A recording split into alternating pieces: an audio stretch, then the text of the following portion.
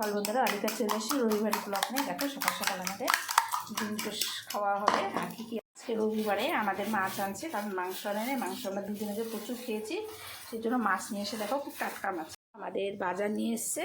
এই দেখো এটা কি বলো তো, এটা হচ্ছে চিচিঙ্গার, এই যে লাল শাক নিয়ে এসছে, কারণ আমার মেয়ে ভীষণ ভালোবাসে শাক, আর শশা কচুরলতি, কারণ সবজি অনেক আছে ফ্রিজে, সেই জন্য এই কটাই সবজি নিয়ে আসছে।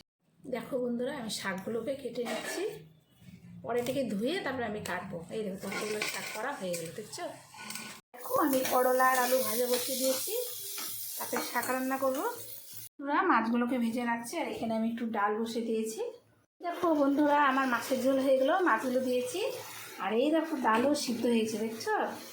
আর ডালটাকে আমি সোমবার দেবো। এই দেখো আমি দেখছো প্রচণ্ড গরম, গরমের মধ্যে কীরকম লাগছে দেখতে, কি গরম।